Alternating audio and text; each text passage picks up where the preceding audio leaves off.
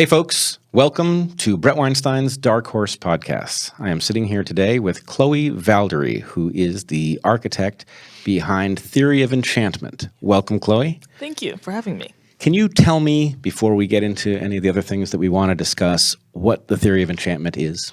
So Theory of Enchantment is a curriculum that I designed to teach mental health and healthy identity formation. But the uniqueness of the curriculum is that it uses pop culture to teach these things. So when you say identity, that's obviously a charged term these days. Are Sure. you talking about racial, gender? Are you talking about these things, or do you mean something else by it? No, I think it means something actually quite deeper than that, which is sort of like the fundamental humanness that we think of when we think of individuals. And so it's something that transcends all of the categories that you just mentioned in some way. So it almost sounds like an alternative to this modern view of identity. Maybe. I think that, I don't think that race or gender or such categories can't also be discussed. I think that this just provides us with a better framework or a better roadmap to point us in the right direction as we discuss those things. Cool. So maybe let's be bold. Okay. And actually, maybe I have to ask your permission to do this first. Okay. There's a way in which you, as a person of African descent, Sure. are living in a world in which race is playing such a prominent role that Sure. whether you want that to be an important part of the way you're interacting, it is on so many people's minds that you're dragged into a lot of conversations about it. And there's certainly a part of me that would love to just bypass it entirely. Okay. And then there's another part of me that thinks actually this is an opportunity. Sure. You and I think it's fair to say, are friends. Yes. And I feel very comfortable with you. I think you feel comfortable with me. Sure. And that means that in a sense, we're really well positioned to have a conversation about things that other people aren't sure what to do with. Okay. So can you tell me a little bit about your background and then what you see on the modern landscape with respect to this topic that has become so charged? Sure. It's such a big question. It is. Cosmic, even. So I'm from New Orleans, Louisiana. I'm African American. Both of my parents are black. My grandparents on both of my parents' side are black. I'm fairly certain that my parents' ancestors, or at least I think my parents' ancestors who were slaves were probably slaves in Shreveport, Louisiana, because I have a lot of family that still lives in Shreveport, Louisiana. But also I think my father's side of the family goes back to Haiti, and that's the extent to which I know really about sort of immediate regional places that my family has come from. So when you say goes back to Haiti, your father's family, you believe, was living in Haiti? I believe so. Enslaved in Haiti, presumably I think so. Farming sugar or something along those lines? I don't know the specifics of that, but I think that was the particular place where they were most recently before coming to America. Got it. If that makes sense. Any idea what part of Africa your family emerges from? So West Africa, but that actually doesn't really tell us anything because West Africa was where like the slave port was. Yeah. So everyone was going through West Africa. But I mean, maybe it tells us something if it says like 80% from West Africa. Maybe that means something. I'm not sure. But my sense is that it's hard to tell. So Louisiana, that's Yeah. interesting. Yeah. You were in Louisiana in New Orleans during Katrina? Yes, I was 11 years old. You were 11 years old. Yeah. All But right. we had to leave for a year because the city shut down. There was, for a host of reasons, obviously the flooding and the shutting down of the city as well. But thankfully, my parents' house was not destroyed. And so we were able to go back after a year. But I was still gone for all of 11. And so your family was there. You were in Louisiana for the hurricane. Yeah, I And was in New so Orleans, yeah. you saw in person what most of us saw on television. Well, yes and no. So I didn't see a lot of the more harrowing images that people saw on television just because So my grandmother was working at the VA hospital at the time, and we were housed there for about a week. And then everything just became unbearable because, like I said, the city was shut down. So we got rescued on military trucks, and they took us to Zephyr Stadium. And then from there, they took us on buses where we went to Alexandria, Louisiana, where I stayed for a year. So it was kind of weird to be on a military truck, for example, and hear gunshots in the distance. But I also think that because I was 11, I don't really remember a lot of it. It's honestly a blur to a certain extent.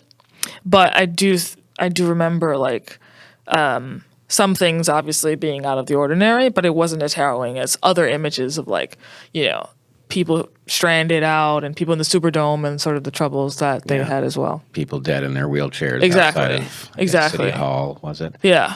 It was quite dramatic on the outside. Yeah. Now, of course, you were 11. Right. So there's also the added fact of having seen it through the eyes of a kid at that point. Yeah. I must tell you, I have a very clear, visceral memory as Katrina unfolded. I was watching news coverage like everybody else. And I remember there was a moment, I think it was George Bush himself, who was announcing that the federal government was doing all it could, but that it was having trouble getting its trucks into the city to help people.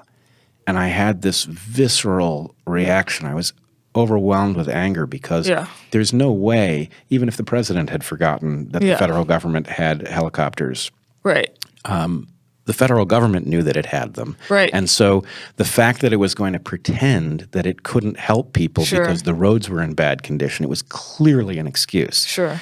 So, that actually in light of what you do with Theory of Enchantment using pop culture, it is the first place that I became aware of Kanye West. And his famous the legendary assertion Kanye West. that George Bush did not care about black people, which I have to say I don't think was exactly what was going on. Right. But I did understand exactly why that was the impression because whatever it was that he did and didn't care about, somehow helicopters that absolutely needed to arrive with help immediately were not arriving. And so there was some failure of empathy on a massive scale. Definitely. But anyway, it's actually kind of I think it's a national trauma that we all witnessed the failure of our government at that moment. That's so interesting. It's interesting to have lived that as opposed to have been the viewer of that. And I wonder the relationship that creates between the thing that is happening and the person it's happening to. Because, I don't know, maybe again because I was 11 and because I was in the middle of it as opposed to observing it, that its scope at that point in time was lost on me because I was in the middle of it as opposed to observing it. Yeah, it's impossible to understand the magnitude of the context if you're in it, and that's compounded by being a child at that point. My sense at the time, trying to understand what it was that had gone wrong, and I have no idea whether I'm right about this or not, but I have the sense that there was a campaign. I mean, effectively, we know there was a campaign, and it came from the right. And that campaign was effectively designed to wean us off dependence on government. That the antipathy for government on the right was so great that it essentially took that part of government which functioned and hobbled it so that we wouldn't get the sense that government was the solution to any problem. I see. And, on the left, I would say there is an over dependence on governmental solutions often that have unintended consequences. So it's not like I'm saying the only fault here is on the right, but the hobbling of the government was in full swing at the point Katrina hit. I mean, it was almost at completion. And I had the sense that there was a desire not to have helicopters fly in and save the day because it would remind people that government actually stands between us and chaos, and that it is necessary and useful. And that's interesting because that brings up a contradiction of the right, as you're saying that. The last piece that you just said, right? Because presumably the right believes in yes, they believe in small government, but they also believe in the governing of the self in order to thwart chaos. But it's interesting that doesn't extend from the individual to the collective in the right wing's sense of consciousness or whatever, however you want to describe it. Because consistency would suggest that if you believe that self-government is necessary to thwart or to keep chaos back, then if you were to take that and apply it on a macro level, then governments are necessary also to thwart chaos, right? And Interesting. So that's an inherent sort of inconsistency. Now, when you say... Although I could probably still man the response to that, but... Yeah, well, I mean, all of these things will be Yeah. a balance, and Sure. any of them can be taken too far. But Sure. When you say the governance of self, Yeah. are you talking about basically self-restraint? Well, I just know that the right tends to talk about the importance of self-regulation and not making sure not to be, swept up by the passions, and that's definitely mostly right-wing talk. And so by self-governance, I just mean being in control of one's faculty so as to not descend into chaos, whether that chaos is decadence, whether that chaos is in excess of anything, right? Basically to always be in moderation. But being in moderation requires governance. Yeah. And so if you don't extend that from the micro to the macro, then it begs a question at the very least. Yeah. And, I think wise people on the left and right can surely agree that it is important essentially to self-police at some Right. level. Now, we on the left might disagree with those on the right.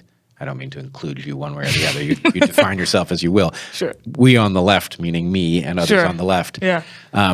might have a different view of where the border of that responsibility is. Sure. But I think we could all agree that it is essential. And in fact, one of the things that I am most disturbed by that I see on the modern radical left is essentially a juvenile abdication of responsibility to self-regulate, a desire, a sort of recognition, I want that thing, and therefore I am entitled to it, rather than any notion that there are trade-offs and balances that have to be struck and Sure. competing values and these sorts of things.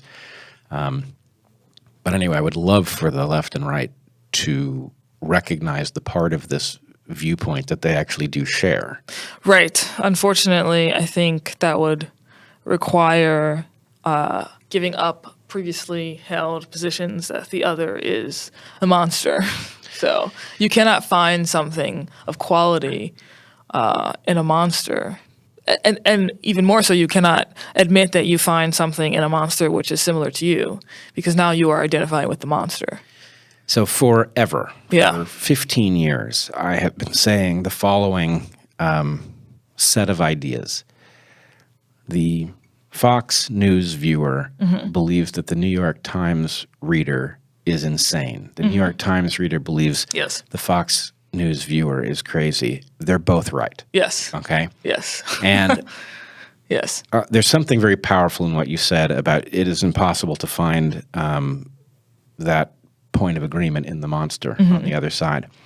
What I have trouble relating to, because frankly, I don't see a monster on the other side generally. Okay. I occasionally see them. Okay. Those people exist, but Sure. they're not common. Sure. Right? It's not like there's an entire Right. movement. It's not like half the population is Right. awful. That's Right. not true. So I have no trouble sitting with people who I'm told I shouldn't be able to get along with. Sure. Right? I'm told that I shouldn't be able to get along with creationists, for example. I don't find that sitting at the table with them is that way. I don't find myself persuaded. Sure. But it's not hard Sure. to grant them the benefit of the doubt and to discover their humanity. I don't find this problem with people on the right generally, even though I'm far from the right. I don't get the sense that you have trouble seeing humanity on the other side. In fact, your whole Theory of Enchantment curriculum is built around the idea of really deeply understanding the humanity on the other side. Yes. So if you and I find this relatively easy, to look across the aisle at people we're supposed to not be able to fathom and to actually find their humanity. Is there something, is it much easier than people think? Is there just like a simple error that they're making? Or is it harder than you and I find it because there's something about other people that stands in their way that just doesn't happen to be part of either of us? I actually think it is hard in general because of what it requires. It requires one to like shed preconceived notions, and if one's identity is attached to preconceived ideas, then and if you have to shed it, then it sort of like feels like a disaster. If you identified with a certain set of beliefs that said you have to bash person X because they have a different set of opinions than you, and you heavily identify with that. Like that wasn't just an opinion you had; it was a part of who you are or who you conceived yourself to be. And now all of a sudden we're saying, actually, you can find common ground, and you can find you can even find affinity for this person. That is a total rejection of the thing that you thought was fundamentally a part of your very being, and that's hard to actually overcome. Like living through that, wrestling with that, and accepting that. So I want to know, are you saying you find it hard, or are you saying that your experience with other people tells you that it's hard? I'm saying I don't find it hard anymore, but I used to find it hard. And so I can understand how on a psychological level it could be hard. Okay.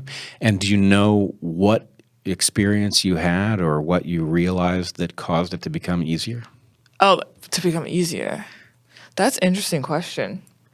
I don't know if I could pinpoint it to a very specific thing or moment. I think it was a gradual. Oh, well, actually, it entailed reading a couple books, honestly. So East of Eden was probably one of the most important books I read in my 20s, actually, that enabled me to do that and to think in this way, so to speak.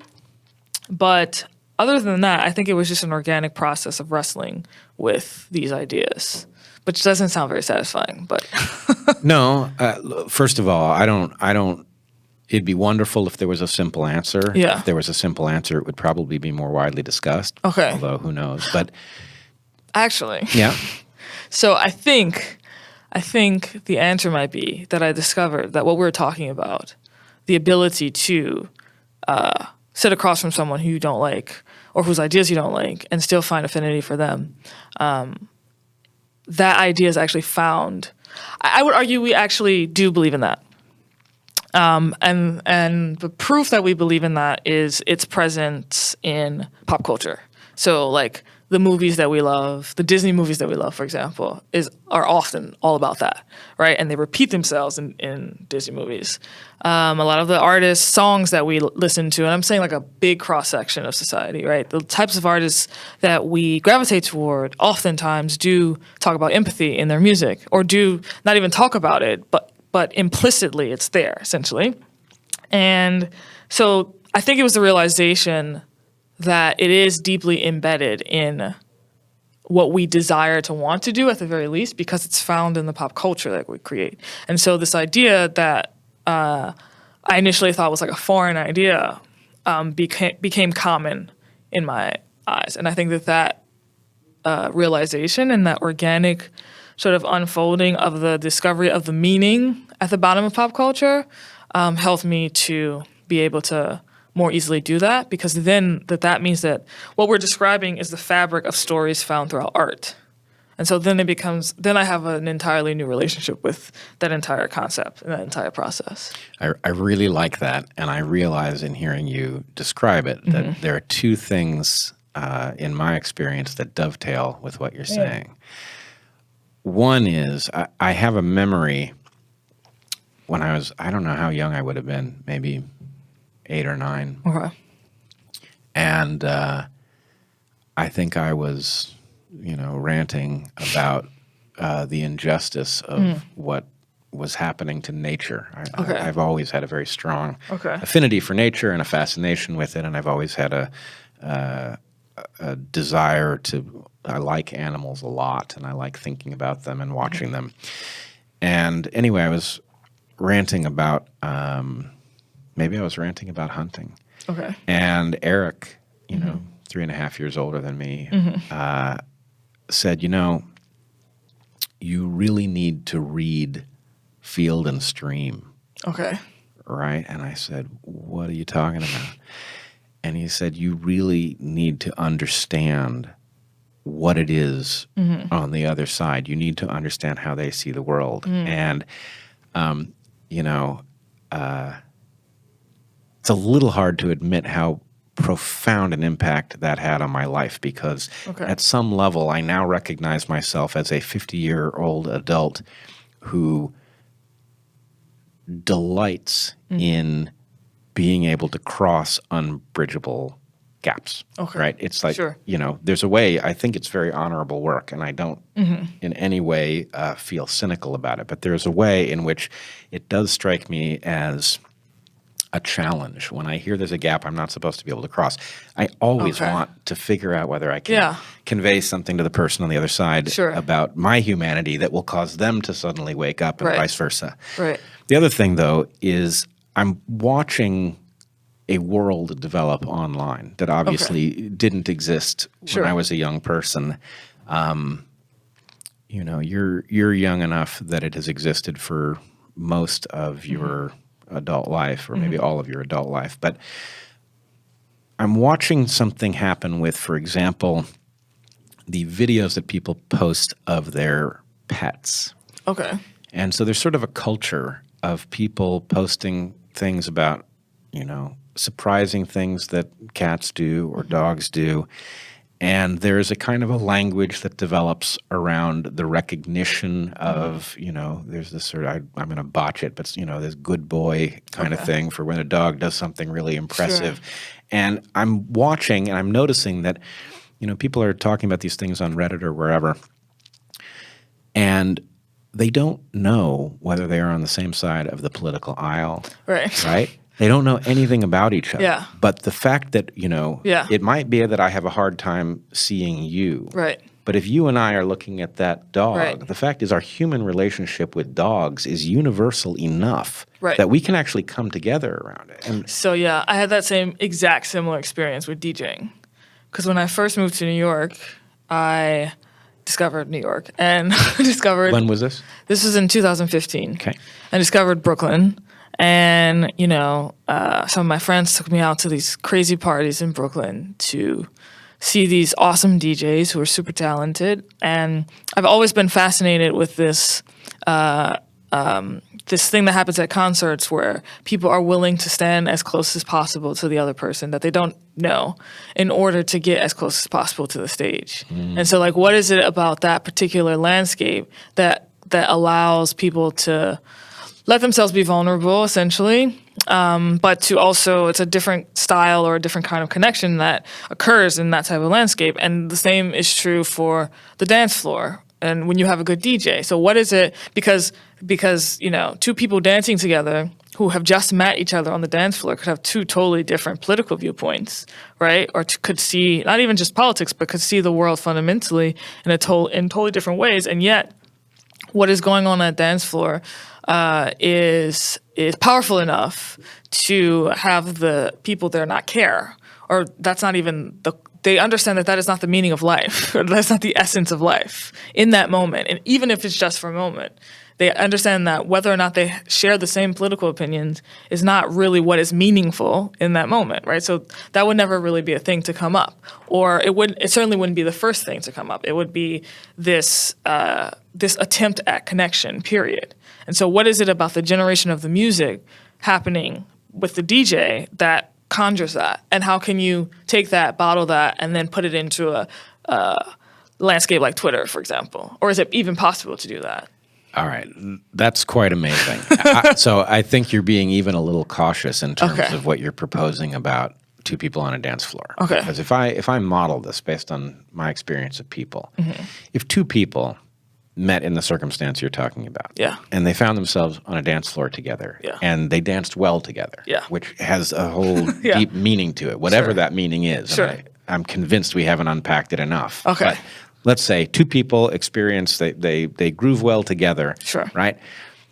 And then they discover that they do have some difference in opinion that is supposed to be unbreachable. Right. It totally changes the nature that they view that difference. And how they view that difference. It heavily, not only does it predispose them to find, because they have connected in this sort of mysterious, mystical way that dancing involves, they then, know that there is something. Right. That person is not the monster on the you're other connected side. to them. You're already connected in some deep way, Yeah. so you could find your way back there. Yeah. And you have an incentive to figure out, well, surely that thing that we differ over can't be the sum total of it, because then it negates whatever was implied by the dance. Right. And it has to be, because otherwise it would indict you. Right. It would mean that it would mean that you had danced with the enemy. Right. It would mean that the enemy shared some aspect of you, or had some aspect of you in them, and vice versa. Oh, I love this. So, I think this is something, right? It's very, very deep. Yeah. Yeah.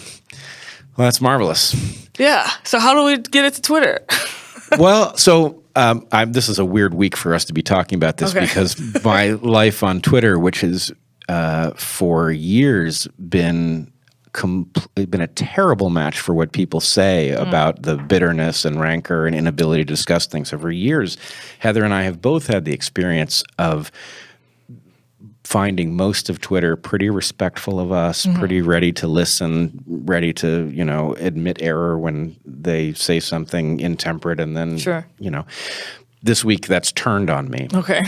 As a result, I think mostly or entirely of my going too far in challenging what I called new atheists, not realizing that was a heavily charged term. But in any case, this is a rough week for me on Twitter. But in general, I do think we all see a different Twitter, and we don't necessarily know it because there's only one name for it. Oh, right. Yeah. And so when people talk about, how terrible Twitter is for discussion, I know they're not having my experience. Right. Right? Right. So how do we get it there? In part, we've got an antagonist we don't know, because we don't know what role the algorithms are playing in which Twitter we see. Okay. But I think there's something about my experience has been that figuring out how to bridge gaps you're not supposed to be able to bridge is actually kind of addictive. And I regard it as a positive addiction. Okay. Right? It's like being addicted to making music or something like that. Okay. Yeah. And so in some sense, I think the answer to your question must be that if you can just simply get people where they have the experience of making a connection with somebody they're not supposed to like, and that connection being rewarding, then it's almost self-catalyzing. I see. Do you think that has to happen in real life though, and not online? Because I would argue it would have to happen in real life, otherwise it doesn't work. I think it has to translate to real life. It has to translate to real life. Okay. But it could happen on Twitter first. Okay. Yeah. So maybe seeing a video where that happened, and then it triggered some emotion in them that was very pleasing. Well, I mean, I think, there are these videos. I've forgotten the gentleman's name, but this black guy who decided to go and talk to Klan members. Oh, Darryl Davis? Darryl Davis. Yeah. Yeah, I mean, we teach him in the Theory of Enchantment curriculum. Makes perfect sense to cue it. So I must say, on the one hand, I totally relate to what he's up to. It's like, that thing I was talking about where it's like I feel the challenge. Yeah. I can imagine that he feels that, He feels that challenge. He's obviously extremely bold to do it in the way that he does, but I think there's a way in which for almost all of us, you got to be really cold not to look at what he's done and feel like a warm sense of shared humanity over what he's able to do. And in fact, even just seeing him on screen with former Klan members who he's brought to their senses is, it's a feel-good story for the ages. Definitely. So it's got to be modeled. Okay. Little experiences have to be available to people. Sure. And it's got to be small enough steps that they can get there. But the key message, I think, for all of us who are good at crossing gaps is that in the end, it's a richer experience of life. So, I think that is true. I think that last bit is definitely it has to be the objective, and it has to be the goal that we measure, like this process that we're talking about creating, whether it's successful or not. But it turns out that, like, I don't know if it's possible to have deep enriching moments be translated on social media, because the nature of deep enriching moments or deep enriching feeling is such that I don't think it could happen in the landscape. Like it requires real life, real world, experiential, that type of process in order for that to happen. Well, I hate to go all fractal on you. Oh, I've lost the argument. This is the moment. No, you haven't. Here's the thing. Yeah. We are engaged in a conversation. Sure. And, there's some people who aren't going to like it, but Yeah. most people will. Yeah. Most people who are. We should give them a shout out, though, just to tell them that we still have empathy for them and we care about them. Yes. They're welcome back anytime they come to their senses. Yes. But the thing is, we're doing this. Sure. And there's a reason that we're doing this long form rather than short form, but this will go on social media. Right, you're right. And my guess is that some number of people will, even if they can't put their finger on what it is that they've experienced, they will hear you and me talking and they will understand. I mean, sure. My experience at Evergreen was that a lot of people needed to hear somebody say what they couldn't. Right. And having heard it. Is fractal a synonym for meta? No. Oh. Let's put it this way. In a very loose sense, you could use it that way. But fractal means that some process is scale independent. And so the point is you see the same process at many different scales. Okay. Right? So, for example, the example I've heard people use that's simplest is if you were descending on the lunar lander onto the surface of the moon and you saw a crater, you couldn't tell how far away from the moon you were because there are craters at every size, and so the distribution of the craters is fractal. So all I'm saying is that the process that happens inside of a particularly delightful exchange of one sentence also happens at the level of an hour or 2 hour conversation. At the level of a college class. Actually, yes, that makes sense. My entire startup is premised upon this working because it argues that you can you can gain those deep enriching moments by consuming pop culture, which usually happens through a medium and not necessarily in person, meaning you go to the movie theater to watch a movie and you experience this. You read a book and you experience this. You listen to a song and you experience this. So there is some medium that people are consuming and they're still feeling that larger experience. So I guess that makes sense. Yeah. So I think we're caught in a funny place with pop culture. Okay. And I realize, you're using pop culture to great effect. And even if most of pop culture were worthless, it wouldn't mean that there wasn't enough of value to be mined there to spend a lifetime doing what you're doing. So there's no indictment here from me of what you're up to. But I do have the sense that pop culture works for what you're doing because we are wired for certain truths, and therefore when those truths are uttered by somebody appealing in the public sphere, lots of people gravitate to it, so it generates wealth, and that causes it to be broadcast, right? So there's a way in which the resonant messages, the record companies are a parasite on the exchange of relevant messages between people who feel them and those who are listening. Right. On the other hand, the market obviously distorts that relationship too. It'll tell you what you want to hear rather than what you need to know. Sure. And that's very dangerous. Sure. So for the moment, I don't know where we are, but it's so far, it is impossible to get a computer to generate really compelling. It can probably generate music that mirrors something that's already been produced, but it's hard for it to produce something creative, novel, and compelling, at least at the level of lyrics. So it would generate what's on the top 100 today.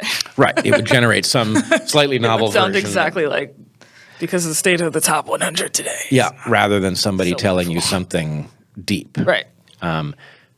But, so let's take a favorite example for people of my generation. Okay. The Matrix. Okay. Yeah. Perfect for this conversation. Perfect for this conversation. Well, the Matrix is in effect Plato's cave. Yes. Right? It's a very ancient story. It's Plato's cave. It is Plato's cave. Right. And it was wildly successful because the production values were super high and the story was compelling and the modern twist wasn't superficial. Sure. So in the sense, a lot of people who had no relationship to Plato's cave wouldn't know what Plato's cave was, or Right. people who did know what it was but didn't have a particularly deep relationship with the story suddenly had that story re-upped in their experience by this very vivid, presentation of it. Sure. And that's really important. I mean, I personally feel like Plato's cave is a very deep story because this is a very deep vulnerability for human beings. The fact that, the person who escapes Plato's cave gets killed upon re-entering and trying to tell the truth. Wow, does that one hit home? Yeah. What are the implications of that, in your opinion? Well, the implications of that are, A, the idea that you can simply speak truth to power or that the truth will out or any of these things it's a naive fiction. And that those who wish to unearth deep truths should understand what business they've gotten involved in. Okay. Interesting. But anyway, I've sidetracked us here. That's okay. This is all sidetracking. It's great, though. We can find our way that way. No, but that's interesting. I'm trying to see if I could see what you're saying. I could also see the opposite, though, being the case. I'm sure it is sometimes, but anyway, meaning go for it. Well, when I think about what you said, I think about the challenge to Dr. King quoting William Cullen Bryant's the dark. What's the quote? About the universe. Oh, the arc of the moral universe is long, but it bends towards justice. Yes. So what you just said is a great challenge to that quote, right? And so, and that might be fair. It might not be. No. I really like this. It is a challenge. Yeah. And I think the sophisticated version ultimately is that these are competing forces. Sure. And what Very Star Warsy. Yep. Well, very Star Warsy, which is very biblical in its own way. And but I think the point about the devastating thing about Martin Luther King Jr.'s invocation of the arc of the moral universe is the first part. That is the long. arc of the moral universe is long. And what he's telling you is you might have to wait a very long time to see it bend towards justice. That's a devastating revelation. Yes. Well, I don't know if it's devastating. I'd say it's daunting. I wouldn't necessarily use the word devastating. I think it's devastating to an individual because the point is you can live in an era that's just brutal and that there's no comfort as an individual to the idea that eventually what was done things will get better, be fixed. Right. On the other hand, at the lineage level, that's vitally important, and it is reassuring to know that even if you never escape a particular injustice, that your kids or your grandkids might see it reversed. Right, but they might not, according to your interpretation of the implication of Plato's cave. So, well, let's put it this way: I know Plato's cave is right. I've seen that one. I hope Dr. King was right. Yes. And that in the end, Plato's cave doesn't win. Okay. Right? That in the end, the revelation of what's outside the cave can't be stopped because it is in fact true. But to be fair, Plato's cave ends at a certain point, meaning we don't see what happens afterwards. It could have very well have been that this person could have affected, let's be hypothetical for a moment, some people outside of that cave who saw his great courage and valor and decided to follow suit. Absolutely. Right? So it's interesting, to note where the book ends and what the implication of that is on society. I would say that I do think that Dr. King's vision would ultimately win out, though, just because the very fact that Plato wrote that book would suggest a toying with the notion of these concepts of freedom and liberty and equality and speaking truth to power. In writing that, he is writing a book about speaking truth to power, even if the person fails in the end. It's the very idea of speaking truth to power that becomes invented in that moment, and that in and of itself is bending toward justice. Well, I agree, and I not only hope that Dr. King was right. Yeah. But at some level, if he's not right, I don't know what there is. I mean, I just don't know what the point of the Right. exercise is anymore. Right. Yeah. If he is right, then the point is, well, all right, we all get dealt a hand and we have to play it. Sure. And some of them are better than others. But at least we're headed in a direction of improvement. Yes. So actually, if I might, my grandfather was quite old in his 80s. Okay. We started keeping accounts current. Which Okay. meant that he was very clear on the fact that he wasn't going to live forever, and that meant that we should probably say what needed to be said before it was too late. Sure. Which was very uncomfortable at first, and then it became very normal, and I recommend it to everyone. Okay. If there's somebody you care about. Yeah. Because they won't be around forever. But at some point I asked him, he had, in my whole experience of him, he had railed against the injustices of the system and the brokenness, all of the things that we did wrong that were relatively transparent. And I asked him if there was a period in time that he would like to go back to in his life rather than live in the present, given how much he saw was wrong with it. And he surprised me. He said, absolutely not. Yeah. And I said, I'm shocked. You complain so much about the way things are. Yeah. And he says, you have no idea about the profound ignorance of the past. Right? And I was just, I was stopped in my tracks because I hadn't really understood. He was impatient for things to get better. Right. That's what the complaining was about. But he had no illusions about where we had come from. Right. And that Enlightenment was frustratingly slow and it moves in fits and starts. It can even go backwards. But in general, we are much clearer headed than we were. That reminds me of Dr. King's last speech, where he says, sort of in a very gospel-y way, he basically paints this picture of his creator asking him if he could choose to be in any era, where would it be? And then he goes through sort of these biblical narratives of the children in Israel, and he would not stop there. And I think he actually mentions Plato and Socrates, and he said, I would not stop there. And he goes through Athens, and he goes through Greece, and he goes through I think certain times in America's early history, and then he finally says that he would pick the here and now to be in. And it's actually a very beautiful speech. And if your viewers haven't seen it, I highly recommend they do. But yeah, it's and if you don't have any ignorance of the past, then you're more likely to be able to recognize that you actually have made progress, relatively speaking, right? And so yeah, you'll be impatient, but you'll probably be more imbued with that same spirit of it's long, but it's obviously bending because look where we were before. Yep. I think that's absolutely right. And I almost wonder in your retelling that if my grandfather was not in some way referencing it consciously or not. Yeah. You're right. It's It's the same point. That's cool. Yeah. So I must say I personally fear that although I think Dr. King was right and it gives me hope, I fear that there's a pattern in human behavior. I've written about it actually scientifically many years ago, but I fear that there's basically a flip-flop between how human beings behave in times of growth, times of plenty, and how human beings behave in times of contraction, economic contraction or its equivalent. And that, in fact, the arc of history or the arc of the moral universe may be long and bend towards justice, but that it actually flips back and forth rather violently. And this actually raises another interest of yours, which will surprise my viewers who don't know you and will not surprise those who have heard you speak elsewhere. But you have a very deep relationship with Judaism.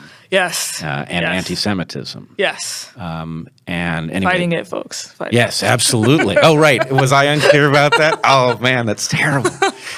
So why don't you just tell us where that relationship comes from and what it means to you, and then we can go for there, and I'll try to draw the connection I was headed for. Sure. So I was born and raised in a very atypical Christian family, grew up in a Christian family that observed things like Shabbat and kosher style and all the holy days from Rosh Hashanah to Yom Kippur, very similar to Seventh-day Adventists. But that naturally allowed the development or created the development of an affinity for Judaism because that was the closest community that did the same thing as me, basically. And so, in high school, I joined the Hebrew Culture Club. I read books by Leon Uris, which were all about the reestablishment of the State of Israel. Initially majored in film in college, but then switched to international studies because anti-Semitism was resurfacing in Europe at the time. This was in 2012. And then after that, I started a student pro-Israel club at the University of New Orleans and did Israel advocacy for 3.5 years. And then after that, worked for 2 years in the Israel space, in the Israel nonprofit space. Interesting. So, so many things. Far be it for me to define you in any way, but let me just try to understand. Okay. You're not Jewish, no, but you have a deep cultural affinity for. What is it? Is it the Jewish religion? Is it I don't know. It's Jewish people or what? It's kind of all of it. I don't know if a catch-all term, but I guess it's culture. I guess culture is a word that would carry all of that or could hold all of those terms. So I'd say culture. Okay. But very broadly speaking. Very broadly speaking. Yeah. Okay. Well, I find this fascinating. I'm obviously Jewish. Mm-hmm. I don't have a particularly deep relationship with the religion. Mm-hmm. I have what I think is a very deep relationship with the culture of the diaspora. Okay. But anyway, I'm not observant. Sure. And so anyway, I have a kind of distance from Judaism that happened. I didn't choose it. It just sort of is where I ended up. But it's very interesting to hear somebody from the outside of the population who finds an affinity for the style of thinking or something about it. And it raises all kinds of questions for me about, the connection I was going to draw that sent us down this road was Jews are a kind of an odd phenomenon. Okay. We tend to exist at low density, Okay. In a diaspora. Sure. If you asked me as an evolutionary biologist, how likely is that to work as a long-term strategy for persisting on Earth, I would say the chances are almost zero. Okay. Right? It's too dangerous. Sure. Right? The fact is having a majority population that can always turn on you is it's a tremendous hazard that looms always. And the boom and bust cycle issue that I was talking about, basically, I think... Like in plenty and in scarcity. Right. Of society. In plenty, it may be that Jews are tolerated, but as things turn towards austerity, anti-Semitism rises again. And the amazing thing is that Jews have persisted for the long period of time that they have. And I think that fact and the high level of success that Jews have experienced in things like advancing science, etc. I suspect they are coupled. Okay. That in effect, Jews, I hate the idea of a chosen people. Okay. I think it's time that humans got over that idea. Sure. But they won't ever do it. just so your viewers know. No. That won't happen. But the arc of the moral universe is long. But I don't like the idea of chosen people because I find there's something wrong with the idea that if there was a creator that he created some people he didn't choose. I just don't. I don't buy that. I understand your objection to it from the literal sense. Yeah. But if you were to look at it perhaps on a deeper psychological level, it could be the case that it's important to have a chosen people because then other people will think that it is possible that they too could be chosen. Well, first of all, I should just say I'm not a believer in the supernatural. Sure. So, in a sense, even thinking about it as a literal matter, I don't even know what to do with it. Okay. But my sense is that we are better off considering this is probably also uncomfortable because declaring anything about any racial group special, especially if it's one you belong to, that can have some problems. Smacks of arrogance or hubris or something. But anyway, my point would be maybe not the chosen people, but maybe the anti-fragile people. And that means that basically the amount of hazard per era that Jews have faced has created a kind of ability to survive in all kinds of extreme circumstances. What has not killed us has made us stronger in a way. Now, personally, Yes. I suspect that what is special is transmitted culturally. Sure. And therefore, to the extent it is valuable, it can be democratized. Sure. I don't know if that's right, but Okay.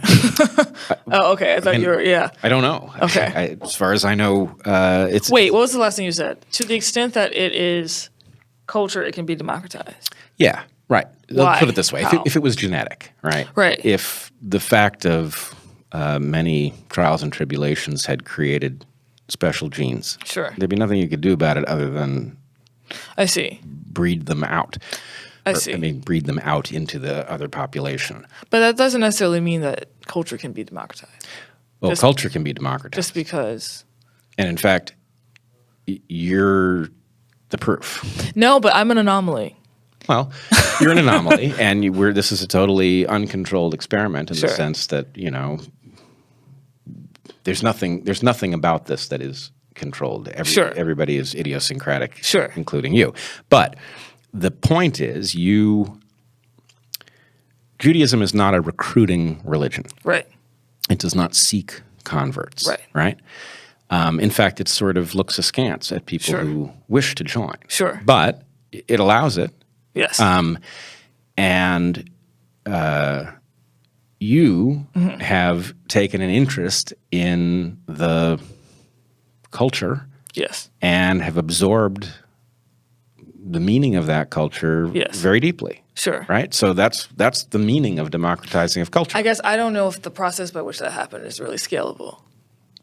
Well, I'm not really... Like as a hypothetical. So as a college professor, Yeah. when I was a college professor, I took the stuff that I had learned at the dinner table about how to argue a point, how to hold other people's feet to the fire, how to back off when you've discovered that something about your thinking is incorrect, how to gracefully, Sure. grant that fact. And I taught students to do it, irrespective of their background. Sure. Some part of me felt like I was taking things that were very common at a Jewish dinner table Okay. and introducing them into the classroom. And my Sure. point, I guess, would be the unusual level of success that Jews have experienced in certain quadrants, to the extent that it is culturally transmitted, which may be all of it. Okay. I find it hard to imagine any of it is not readily learnable. That's interesting. I don't know. I wonder what that would look like. What that process would look like Well, on a mass scale. I've said this elsewhere at least once. I don't remember where exactly, but I think the other proof of this is the Enlightenment, Okay. which was not a Jewish project. Sure. But Jews, myself included, have taken those tools and wielded them very effectively. Right. And at some level, I feel like the Enlightenment was an achievement. It was a human achievement. It belongs to everybody, Sure. right? And this is one of the things that breaks my heart about the intersectional movement in the present is the rejection of the Enlightenment, which they will flatly tell you they want to see, that Sure. the Enlightenment is somehow biased and white and Right. needs to be tossed out. Right. Well, my feeling is no. Actually, what needs to be done with it is it needs to be taught so everybody has access to those tools. You're not going to beat the scientific method, which is Right. not directly Yeah. the Enlightenment, but is a product of the Enlightenment. Sure. So, in any case, the democratizing of those tools that are acquired through some sort of history seems to me the right answer. Okay. I think that perhaps the intersectional left's objection to the Enlightenment is proof that, at the very least, such a democratization process could be hindered later on. Because Well, because if they're rejecting the Enlightenment, which was democratized to a certain extent, then, I don't know, maybe it's just a back and forth, a cyclical tension that always keeps happening for some reason. Well, if we were to steelman their point, Oh, yes, please do. I do think that there's a way in which the attempt or the attempts to democratize the benefits of, for example, the Enlightenment have stalled. Okay. And so I think, look, I think a lot of the people who are leading the intersectional movement are actually cynical actors serving themselves. But I don't think the average person in the movement is cynical. Okay. I think the average person in the movement has been misled. Okay. But the idea that something has not worked about democratization of these concepts and tools, I'm all ears. The extent to which these tools are themselves Sure. Problematic. I find impossible to imagine given how well they work and given that their central value, I mean, the central value of the scientific method is that it corrects for bias. Right. Sure. No, I think that's all true. Well, are you planning on conducting an experiment to see if Judaism can be democratized, as it were, culturally? I don't know how to say this without seeming like a weirdo, but I sort of think that we're engaged in that experiment right here. And that's what we're figuring out right now. I don't think it's just me. At this moment. I think it's you and me. Okay.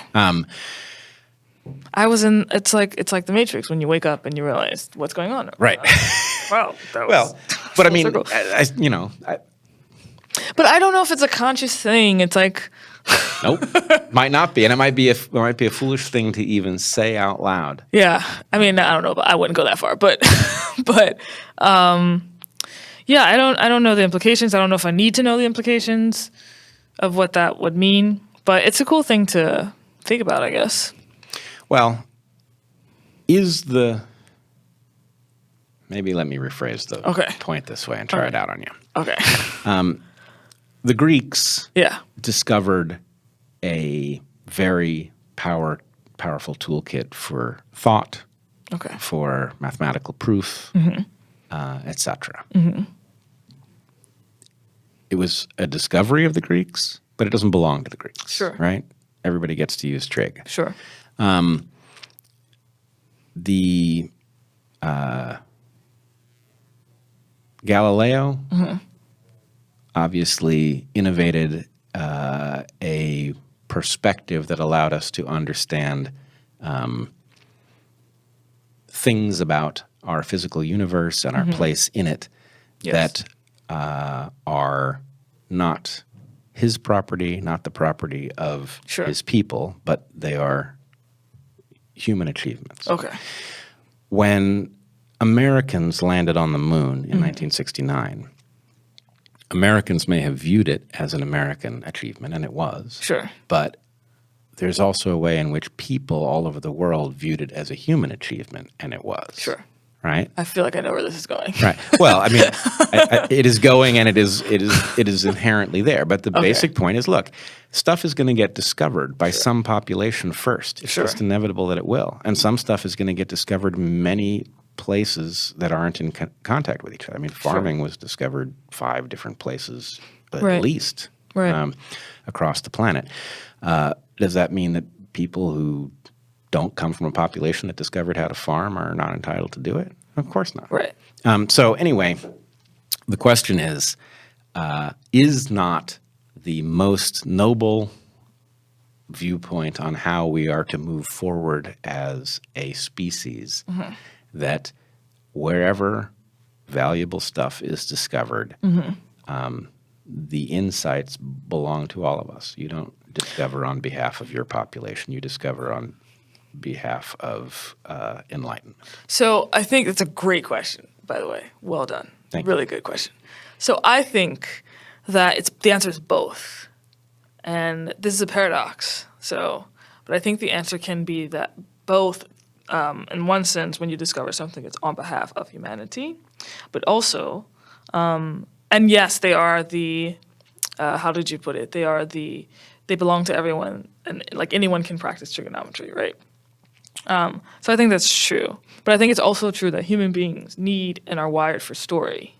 And so from that perspective, the idea of having a story which sort of maps out a direction that gives meaning to your life is also itself necessary for human development. So it's necessary for human development to be able to say we can all use trigonometry, but it's also necessary for human development to have the particular story, whether we're talking about in the form of Judaism or I'm just saying story in general is necessary for human psyche, I think, because that's what we're wired for. So we're measuring two different values, essentially, in this conversation. One value is the value of the value of the collective, and this is actually a very Jewish thing to say, but one value is the value of the collective and one value is the value of the individual. And so the question is, how do you balance those two things?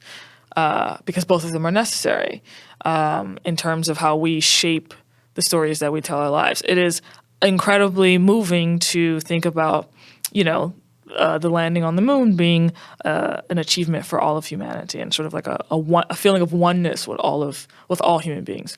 On the other hand, we do know that it is very hard to conceptualize a statistic of multiple people dying as opposed to one individual dying, right? And so we are wired as such that we need the cosmic, but we also need the particular. We need the universal, but we also need the particular. And the challenge is how to balance both of those things in a healthy way. Beautiful. Now, here's the question that I suspect haunts this analysis. Okay. Which is, you got the individual. Yeah. You've got the collective. But which collective? Okay. And so what I see after decades of study of history, evolution, human nature, what I see is a tragic story in which we are built to cooperate, to compete. We cooperate to compete. That's what we do. We cooperate in order to compete. We cooperate in order to compete. Okay. And in and of itself, that is not inherently bad. It results in all sorts of marvelous things. Sure. But it is the seed of our undoing is in that formula because we have gotten more and more powerful in that process. And the ability to play that competition to a fatal end is looming nearby. Because of technology. Because of technology, because of the size of the population, and because of the interconnectedness with which we live. Okay. And the question is, there's been a process in which the collective has been broadened historically. So if we think, for example, of the story of the Good Samaritan, the Golden Rule, which evolves in multiple traditions. Sure. There's a Hillel version, there's a Jesus version. But these stories create a context for broadening the circle with whom you collaborate. Sure. Why? In order to compete with something outside of it. Okay. But we are now linked together in a way that we have to collaborate, all of us. The collective, there is a collective, which is all of us. Okay. Right? It hasn't successfully collaborated yet. Sure. If it doesn't, we've got a big problem. And my guess would be it's a fatal problem in the near term. But we are not wired for it because cooperate to compete works up until there's no one to compete with. Right? And so in some sense, we have to level ourselves up. And hence the need for the chosen people. Well, hence the need for us to take all of the important discoveries that different populations have made and pool them. And there's one way in which you could take this as some sort of,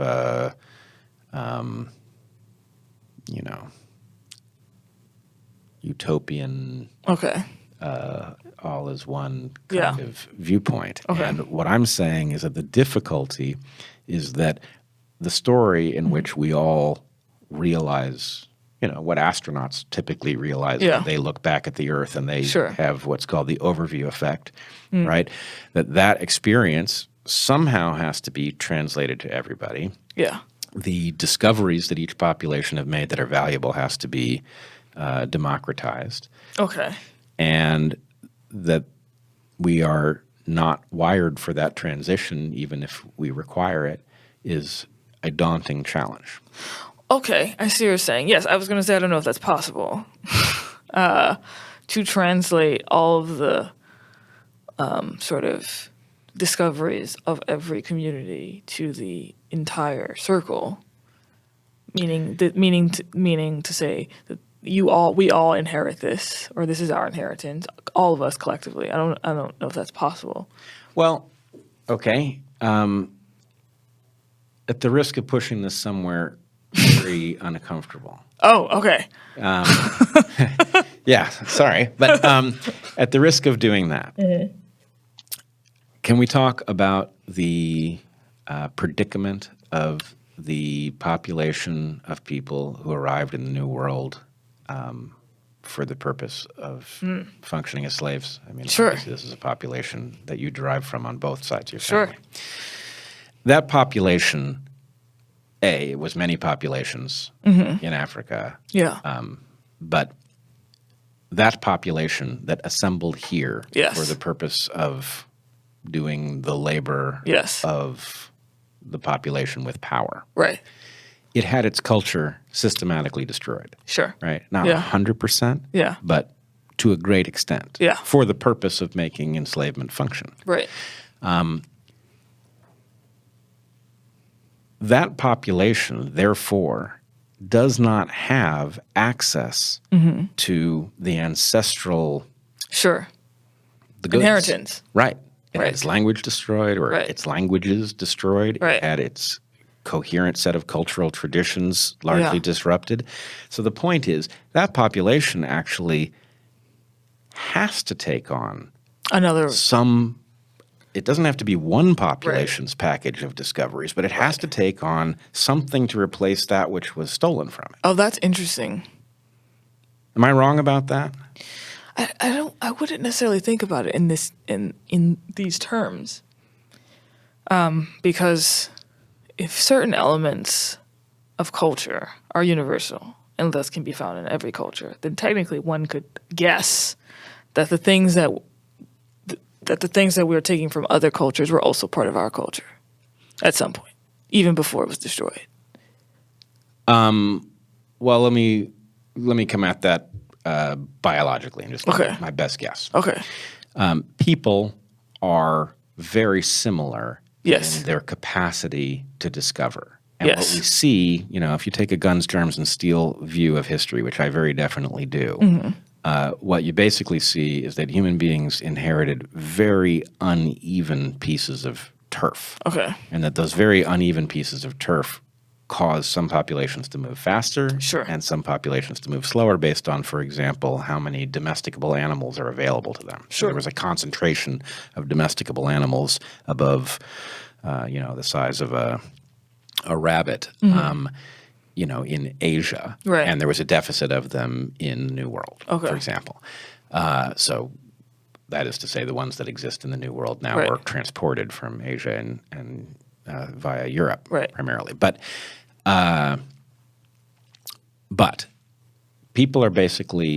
people will discover what there is to discover. Sure. The rates at which they discover these things are heavily dependent on idiosyncrasies Sure. of the environment that they inherit just by virtue of where they are on Earth.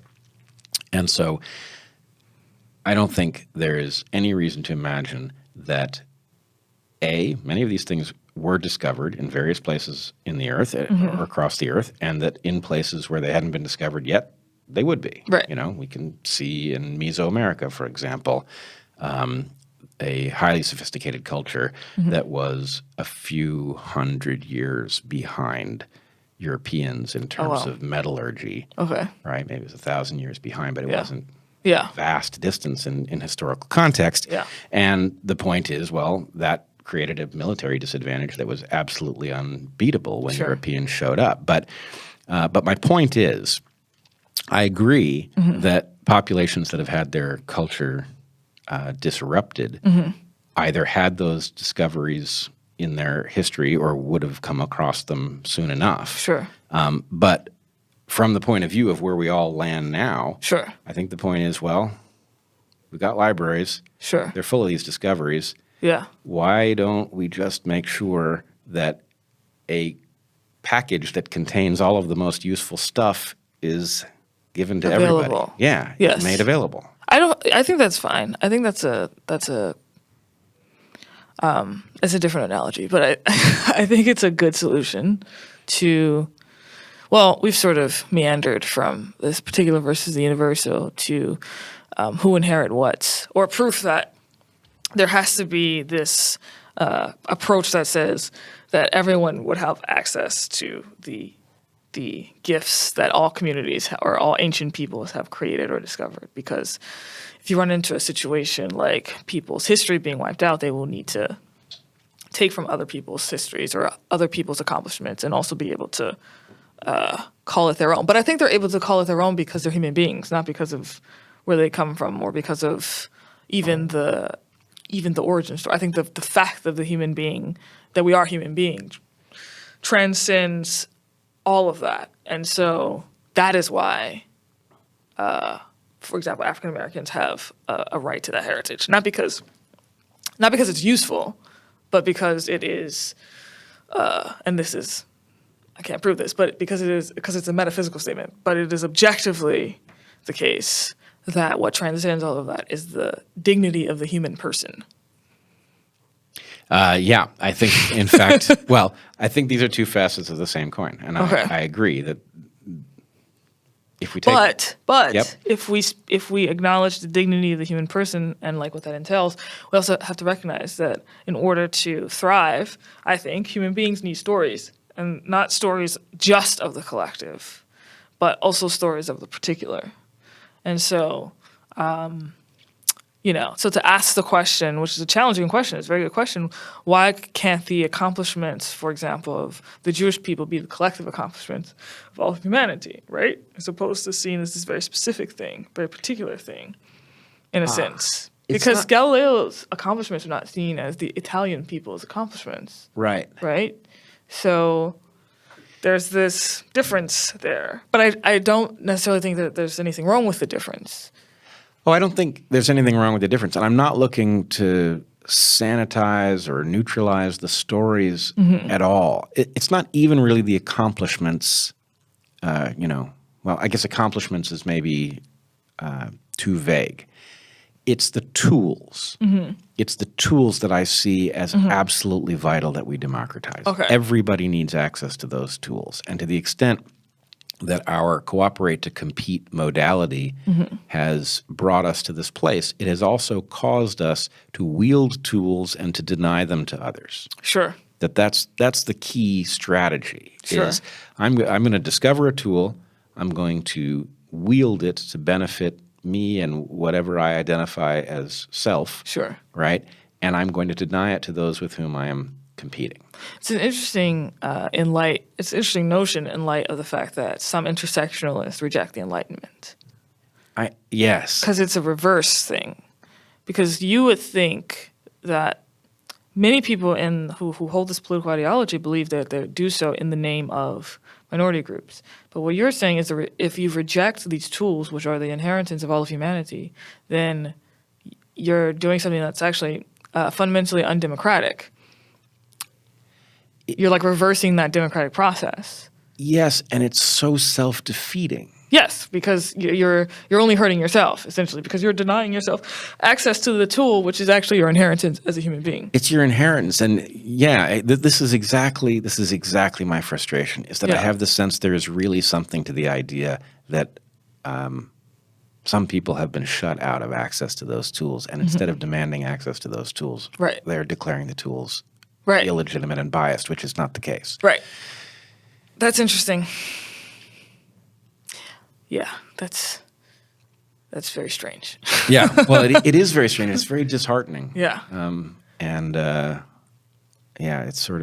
It's jarring given what Heather and I were doing, trying to pass those tools on to people and taking great pleasure in watching them acquire them and wield them with ever more skill. But Surely, though, there has to be a parable that can teach us about this. Like, there has to be a parable where, like, I don't know, the child rejected the tools that the parents tried to give them, or something along those lines, where Yeah. we can sort of like sift through and try to predict what's gonna be the outcome of this new pattern of behavior that we're seeing. I agree. There should be a well-known story, but I can't think of what it would be. What it would be. Yeah. Huh. Yeah. Why am I blanking on the author of the idea that the master's house cannot be disassembled with the master's tools? Oh, I don't know that one. You don't know that one? I find this I see it periodically. The master's house cannot be disassembled with the master's tools because the master built it, and so...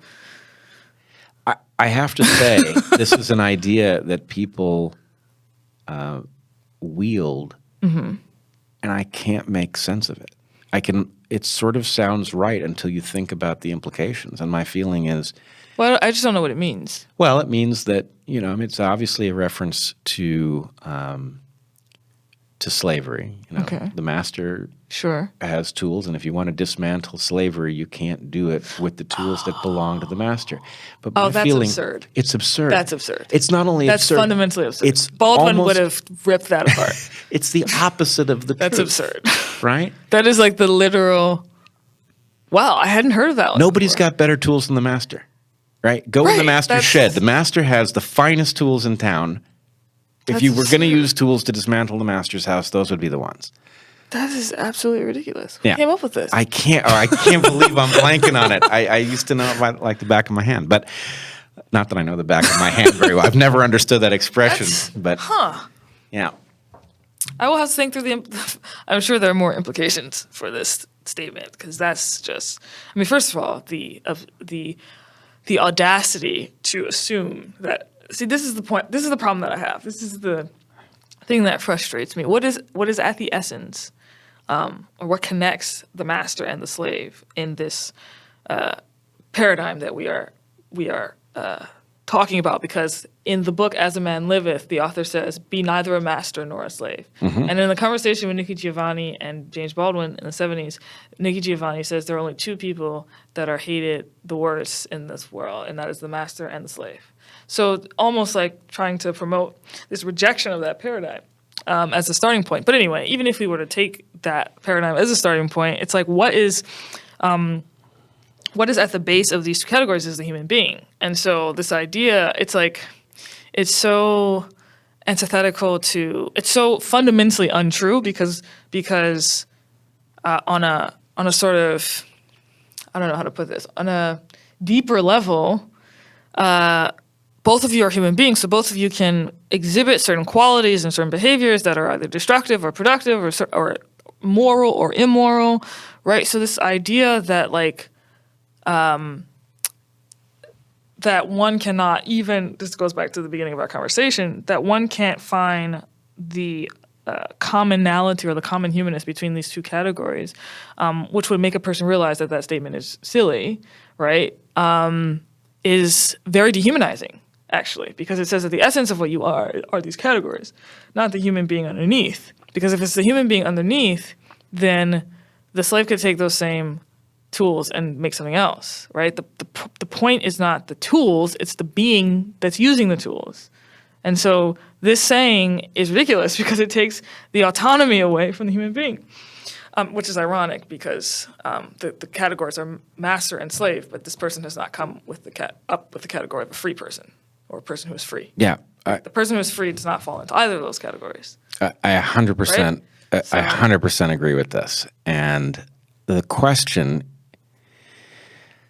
it's so heartbreaking because I have the sense that, let's take your example from the beginning of the conversation. The two people who find themselves moving together while on a dance floor. Sure. They come to have some deep connection that isn't founded on the content of their conscious beliefs. Right. Okay. And then their conscious beliefs emerge in the conversation afterwards. Sure. Right. That experience reveals something about the very point you're making about the human being versus the status. Right. Right. I have the sense that this just isn't that hard, and we're still not going to succeed at it. What do you mean it's not that hard? That, you know, when I was facing the protesters who became rioters at Evergreen, I kept having the sense that these people had, let's put the bad actors aside. There were some bad actors, a few of them. But then there were a lot of people who were saying stuff like the master's house can't be disassembled with the master's tools. And I had the sense of, you know what these guys need? They need a really good college course that takes months, that runs you through these things. To my startup. Well, but the tragedy of a college coming apart over the fact that what the people who were tearing it apart needed was college. Right. Was like, oh my God, like, we've got a college here. Can we not just simply use these buildings and the things that you're saying? Let's take the things that you're saying and let's start there. Yeah. Okay, let's just start there. We'll take them as a premise and then we'll see how well that premise stands up. Right. This is not that hard, right? But it was impossible. Okay. And so I guess maybe that's what I'm getting at, is that I'm a little bit heartbroken that something that where the parameters slightly changed, it's not that hard, becomes impossible. So which parameters would need to change in order for it to? Well, you mentioned something about conservatives and self-government, I think was the term that you used. There is a way in which, yes, there is a problem with the structures of authority. People are sick and tired of being told that their system functions, and if they just keep their head down and do their work, they will end up in a decent place because they can see that that's not inherently true. Sure. Right? So their frustration makes sense. But the allergic reaction to all structures, right, as if it is the fact of the structures that is oppressing, that's wrong. Right. And so I guess my point is I'm very upset at the state of the university system. I think the university system has abdicated responsibility for teaching, and it's taken up some other kinds of jobs in order to pay the rent. But its failure to teach has resulted in a lot of people who haven't learned, and having not learned, they aren't in a position to evaluate the quality of what they're asserting the system should look like. And so they're saying patently absurd things about, what the rules of society ought to be. And, we can't afford to try out their experiment, right? It will be an absolute disaster. Right. So this has to be taught in the abstract rather than through trying it. Okay. So anyway, I guess my point is, look, I think a lot of college professors don't do a lot of teaching. And it isn't just college professors, it's teachers. That's crazy. It's crazy. To think about, to imagine. Yeah. But what if it all depends on getting people to calm down, to step back, and be systematic? Yeah. Okay. What are you claiming? Yeah. And then let's play it through. Well, in order to get, my feeling is that the reason why it's hard is because in order to get a student to be able to do that, that student has to identify with that process. And so, and this is where identity in a more serious context can be discussed. So like, what is this person's sense of self in the world? How does this person conceive of him or herself? Does this person know themselves, really? And having known oneself is now being able to navigate the outside world. And specifically in reference to the college campus for the purposes of this conversation. So maybe a person has to be raised in such a way or nurtured in such a way that they would want to, or that they would be more likely to respond to that process. Okay. So I don't know. This is perfect, actually. I was thinking about this this morning in preparing to talk to you about it. Okay. It's a question I have about whether or not by theory of enchantment you mean something that is analogous to an idea that motivated my teaching, something I use to describe my own teaching to myself. Okay. You have to give me a little leeway. Okay. The word seduction has a bad connotation. It's not inherently Sure. bad, but it has a sexual connotation that doesn't Sure. belong in this conversation. Sure. But I felt when I was involved in teaching that good teaching involved a kind of intellectual seduction. Okay. And what I mean by that is the way to get somebody to learn is not to take true things or things you think are true and put them on the board and make them read them and Right. stuff like that. It doesn't work. Sure. What does work is showing them, here is something that you could have, Right. and here is why you want it. Right. And here is the path to get it. Sure. And it's not necessarily going to be simple, but the point is you're doing it for you. Right. You're doing it so that at the end of this process, you have a tool to wield that will serve you for the rest of your life. Yes. Right? And if done well, right, if done in a way, you do have to cultivate the trust of the people that you are teaching. Right. Right? They really, because if you just walk in there and you say that, Right. they won't believe you. Right. Right?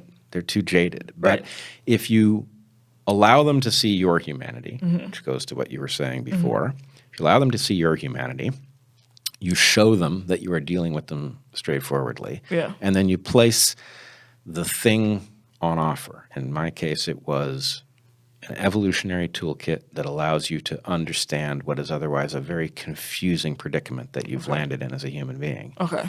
That you will be more in control of your life, right? Yeah. You want to understand your love life and not be so confused by it? Yeah. Just so happens that love evolved in the context of evolution and that's why it's so confusing. And there's a map. Yeah. Do you want it? That thing, Yeah. right? So anyway, theory of enchantment. I guess I'm wondering whether or not your use of enchantment and my use of seduction are these synonyms or close, or do you mean something else? I think by that it? they are close. I don't think they're synonyms. I think that they are certainly related to each other. Enchantment. So I picked the word enchantment because at the time I was doing this research paper that ended up being the catalyst for the startup, and I was reading a book by Guy Kawasaki, the former marketing director of Apple, who wrote a book called Enchantment. And enchantment, he defines it as like the process by which you delight someone with a idea, or whether it's a person or a thing, whatever, you're delighting them. They feel fundamentally delighted. And I think that that's similar to sort of like, here is this map. Do you want it? That's sort of like delighting them in a way. But I think the difference between the two is that, well, I guess it's not a real difference. One of the differences that comes to mind is that in your scenario, the delight comes in the fact that the person is going out on an adventure to try to go obtain a thing, right? That's where the delight comes from. Whereas in my curriculum, the delight comes from simply recognizing yourself and certain truths about the world in things that you did not know contained or could resonate with you on that level. So this is great. This is better than I had. Okay. It sounds to me like the distinction is one between delight and entice. Yeah. So what I'm talking about is entice. Yeah. I'm talking about delight. Yeah. Yeah. And I like it. Both of these are neighboring tools. Yeah. And That's interesting. Yeah. Yeah. And it goes to something that I also came to believe. I don't know when it actually dawned on me consciously, but by the end of my teaching career, I had come to believe that most of the obstacle to students acquiring a deep understanding of things was not about content. It was about motivation. Okay. Their motivation or the teacher's motivation? Well, the teacher's motivation sort of sets the course. Sure. If the teacher's motivation is screwed up, Sure. it's very hard, even if the students are well motivated, for it to go anywhere positive. But in general, students are badly wired to acquire useful stuff. Okay. For one thing, even the really good students tend to be wired to please the authority figure at the front of the room. And so they end up inadvertently, effectively gaming the system because they get good at getting a pat on the head from the teacher. Right. And I know from experience, somebody who gets really good at that game, right, they're getting straight A's. But what they've learned is how to please that person. And one of two things happens to them when they graduate. Either that person at the front of the room gets replaced by a boss, right? And now they've become a cog because what they've gotten Right. good at is pleasing somebody Right. who has authority over Right. them. Or they can't figure out what to do Right. because the person at the front of the room was the source of their motivation, Right. Okay. right? And so Yeah. in some sense, you have to – if I run into a student who's very capable but is not internally motivated, that becomes my focus because my point is, look, you got a hazard built into you. You've got everything you Sure. need to succeed, Sure. but you've got a hazard built into you, which is that until you take over your own ability to direct your ship, you're either going to belong to somebody else or you're going to be adrift. Sure. So anyway, motivation is the key. So anyway, you could do this with delight and you can do this with entice. They Yeah. both work I see, because for they the both internal play motivation. on the motivation. I see. Is it affected by the fact that it's the authoritarian saying, here's the roadmap, you might want to try to follow it? Oh, that's a really interesting Meaning, question. presumably, anyone should be able to replace the role of the authoritarian and say it. And if it's powerful, if it's enticing enough, then the person will do it, regardless of who the authoritarian saying to do it is. I really like that. Yeah. I think it so we've been playing with a model where you've got bad actors who have taken advantage of a set of stories and rules that is essentially structured to be gamed. But what you're saying goes a step beyond that, I think, and that in effect we have predisposed people to follow bad leaders by telling them that the key thing to do is to make somebody with power happy. Sure. That fits for me. Actually, I do think that that is a part of what's going on. But there are competing stories, though, that because we also tell other stories culturally. Yes, but I think the thing that I find most frightening about the intersectional story is that it offers people are, especially young people, tend to be looking for the equivalent of a get-rich-quick scheme, Okay. some rapid way that they can get to the place where they don't have to worry about money and Sure. any of the other difficult things to acquire in life. And so somebody who's selling a story in which, hey, guess what? You can find out where you are in a magical pecking order, right? Here's the intersectional map, Right. You're on it somewhere. Right. Find yourself. Right. Right? Now, what we're going to do, the intersectional map defines a future in which we're going to turn the tables. Right. Right? And so the people who were way ahead, they're going to be way behind because they don't have any intersectional points at all. Right. Right? And so the fact is, this is not likely to be very compelling to people with marginal Sure. intersectional credentials. But there are a whole lot of people who have multiple axes on which they will see Sure. themselves as oppressed. And the point is, well, if I sign up for this vision, Sure. maybe it's next week that I'm in a better position. So there has to be an alternative story that can compete with that framework, an alternative framework rather than story. But yeah, because intersectionality is fundamentally a story, as you just said. So there has to be another story that can go toe to toe with that story. But I think you were there earlier in this conversation, Okay. and I think the point is, With the master and the slave, because I would argue that's a story. No, that's a good one, and it's relevant. Yeah. But with the individual and collective. Okay. Because the Yeah. point is that Yeah. story, that intersectional story, Yeah. is entirely collective, Right. right? Right. And that this is, lots of people who have looked at this movement and been frightened by it have Yeah. recognized that it involves almost total de-individuation, Right. right? Even the language, which I understand its origin, but Okay. black and brown bodies, Sure. that's Yeah. not It's very new. It's very new, relatively recent. and it has I almost, wasn't hearing that in the 90s, personally. yeah, I wasn't. I mean, I think it comes from Ta-Nehisi Coates, right? That would make so. sense. That would think make so. sense. Okay. And I understand it. I mean, Yeah. in fact, I even think his point, Yeah. if I understand it, is right. Yeah. Right? His point, if I understand his point correctly, his point is, in order to oppress, ultimately, it comes down to control over somebody's body. Sure. Right? Sure. That's how you oppress somebody. Well, Baldwin might be a little bit meta and a couple of quotes from I can't believe I'm doing this, but a couple of quotes from what's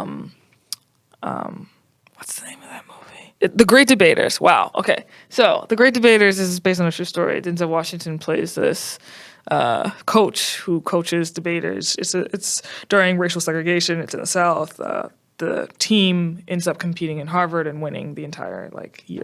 That's what this movie is about. But there's this incredible scene where there's this one guy who's really smart, really talented, but also has problems with authoritarian figures and just lashing out because everything that was done to him. And so Denzel Washington says to him in this monologue, he explains to him how during slavery there was the development of Willie Lynchism, which led to what we now know as lynchings, and where the purpose was to brutally destroy the black and brown body, right? Physically destroy, Okay. right? So to Ta-Nehisi Coates' point, that was the goal. And he says that the goal was to keep them in line, right? So that they would work without questioning, without protesting. And so in that sense, gave the body back, but they took the mind, right? So Denzel Washington says, that was the goal. Keep the body, take the mind. And he says, I am, and every professor on this campus are here to help you take back, keep, or get back and keep your righteous mind, because obviously you have lost it. Now, I tell that story because, not because what Coates is saying isn't right. I understand the essence of what he's saying. But there has been this deeper thread, I think, within a lot of the ideas that have pulsated through the civil rights movement and the Harlem Renaissance movement, which is that oppression is fundamentally about the spirit, about the mind. And it's not, yes, it's about the body, but it's not simply about the body. And so Coates's mistake is in reducing the human being to the body, when in fact there was this belief in a transcendent, that the ultimate value lay in the mind and in human consciousness. Now that's a bit of a side note, but I think it's relevant because it challenges that framework. It's not to say that the framework isn't correct, but it isn't the deepest truth. Yes. The framework has a piece of the truth. Right. It isn't the truth. It's not synonymous with it. Yes. Okay. So this is great. So the body ends up being oppressed. Yes. It's not the entire point. The intersectional movement de-individuates. It's about the individual. They allowed the mind to be taken. They did. That's the irony. They gave away the Enlightenment and they gave away the mind. Right. Which is to give away the mind. Which is to give away the mind. Right. And the stories that they tell are these mind-numbing stories where achievements of an individual don't even exist. They're a myth of white supremacy or something. Right? Okay. So your question then is, they've got a story, which is there's a map. You can find yourself on it. Yeah. And it's going to involve a reversal of oppression. Sure. And so how are you going to be? In a world where we've reversed oppression, how are you going to be? You're probably going to be better off than you are. So this is a good story. Follow us. Sure. Right? Your question is, what's the alternative story? Right. The alternative story, I believe, is actually, and I have to say, this is a story I have heard from Black conservatives very regularly. Okay. Right? And it has caught my attention because as I got in trouble for saying a little bit on Joe Rogan's program, I didn't initially understand why there were Black conservatives. Okay. It seemed to me hard to imagine. And as I've encountered more and more of them, I've come to understand what the phenomenon is and its deep meaning, which I respect greatly. Okay. But the point is the empowerment of the individual, right, is the alternative story. Sure. You can entice, right? Right. You can enchant. Right. These are both mechanisms. But the point is, do you want a tool that will make you more powerful? Let me tell you about the Enlightenment, right? The Enlightenment is it's not the only tool, but it's a major tool in that toolkit of becoming more powerful and having more control over your life. Now, here is the thing that I think when I talk to Black conservatives and I hear them talking about personal responsibility, right? I think I know why this has become such a focus, and it is because the ability to change the fate of the collective it's not great. Right. Right? It's very hard to change the fate of a population. On the other hand, a person who decides to take charge of their future can have a tremendous impact on how far they get and how powerful they end up. Sure. So the point is, preaching personal responsibility to people actually works, but it doesn't necessarily change the net outcome. Right. Right? Right. It may be that you make yourself more powerful and somebody else loses, somebody whose name you don't know. Right. Right? So the question then is, as always, how do you find the correct fraction, right? The intersectional story isn't totally wrong. There is, there are patterns of self-reinforcement where the distribution of power and well-being and wealth self-reinforce. Sure. Such a pattern doesn't even need to think about race. Sure. To the extent that things weren't equally distributed to begin with, all you need is a pattern that reinforces the existing distribution, and that will continue indefinitely. Right. So the question is, how do you take the part of the story that is legitimate, which is, we do have a chronic problem, right? And it does require that it be addressed. Sure. On the other hand, you as an individual would be a fool to surrender your mind, as you say, to this process. Right? That's the place where you have the greatest chance of, beating the odds. Right. And, the mixture of those two messages is what I think the universal message would be. The recognition of the collective problem and the individual problem. Okay. Do you find that is present in anything? In any story? I find that it is present in individuals and tiny groups. Okay. Tiny groups. Which brings us back to Judaism. Okay, there you go. It could be argued that Judaism is the story. And I don't mean like the religion halakhically. I mean the basic story of people enslaved in Egypt gone to the promised land. That basic story has been, it's no coincidence, I think, that basic story has been sort of repurposed in different mediums and contemporary forms because it has both the individual and the collective element in it, built within it. And perhaps that's why people gravitate toward it, or one of the reasons why people gravitate toward it is because it has that sort of balance to a certain extent. Yeah, I like it. And there is a deep connection that I'm not sure how far to go with it here, but there's a way in which if you put aside Richard Dawkins' view of the way mimetic cultural transmission works and evolves, and you accept what some of us see, which is that these belief structures, religions, are in fact meme complexes that have served populations very powerfully. Of course they are. Right. Almost the only person who doesn't see it is Richard Dawkins, I think, at this point. But that's a very specific, I don't want to, we don't have to. Of course they are meme complexes. If by meme you mean what I think you mean by meme, which are repeatable, sort of like. Yeah. Transmittable. Yes. It's heredity outside of the genome. And, I don't know if you know this, but the concept of meme is Richard Dawkins' concept. Yes, I knew that. Right. I knew that. But when I met with him in October, it was clear that he views mimetic evolution as a kind of sidelight. What does that mean? It's a minor fact. Oh. Rather than the thing itself. The central story for human beings and the way we What does he evolve. think is the central story? I think he thinks genes. And, there's a way in which we can steelman Dawkins' point. I do think, and I can explore this in greater depth somewhere else. I do think the genes are in control. Sure. Right? They are. Well, I don't know what that means, but it means that the genes create a mind which memes can be transmitted. They are in charge in a way that is most unfortunate. Sure. But But the point is, yes, the magic of humans is the meme, right? And the meme complex, right? So if you take the meme complex of the Jewish story, for example, you can find it in it just repeats itself in, let's take something contemporary. Oh, The Lion King, for example, right? Or there's a reason why Bob Marley gravitated toward taking that story as a backdrop for music and sort of recreating it in a certain way, right? And of course, even in the Black experience, how that sort of overlays onto as a meta narrative, right? And which is a way to understand oneself if you can point back to a particular. Oh, this is the argument, by the way, for the particular of that story.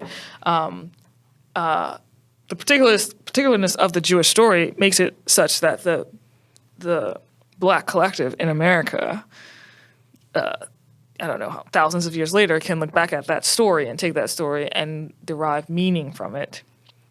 And that is a very particular story, right? Without that particular story, there could have been another future. I don't know, but that is very particular as opposed to universal, right? It is not that story is not the collective story of everyone.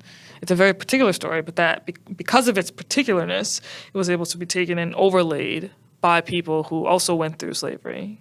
Right. And so now they understand.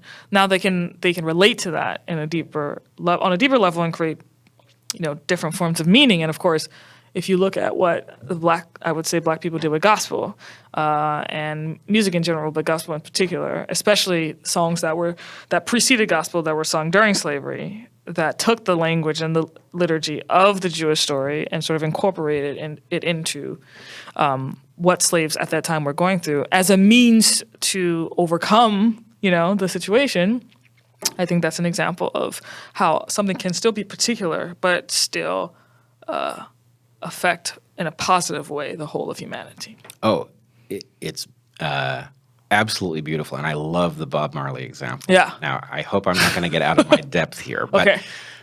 There's a way in which Bob Marley plays very much on some of the Jewish part of the story, very much on some of the Christian part of the story. Sure. And there is a way in which Bob Marley corrects a piece of the Christian story that I actually That's interesting. regard as malware. Okay, how does he Malware correct to it? keep oppressed people oppressed. Right. The song Get Up, Stand Up. Sure. Right? Yeah. Most people think great God will come from the sky, take Right. away everything and make everybody feel high. Right. But if you know what life is worth, you will look for yours on earth. Right. Now you've seen the light, stand up for your rights. Right. This That does challenge a certain aspect of Christianity. It absolutely challenges a certain aspect of Christianity, and to me, it leans towards the Jewish version of the story. It does, because Judaism isn't so overly fixated with the afterlife. Exactly. It's fixated on the present. Exactly. And like doing mitzvahs now to bring in the yes. Right. At the same time, however, Yes. I will put a vote for this aspect of Christianity. The fact of the idea of the afterlife within Christianity made it possible for Black people to think to themselves while they were undergoing oppression that there is a there is a place outside of here, right? There is a place beyond this realm that I am seeing and experiencing with my physical body, right? The belief in the afterlife equips the mind, or is a tool for the mind, because it makes you able to sort of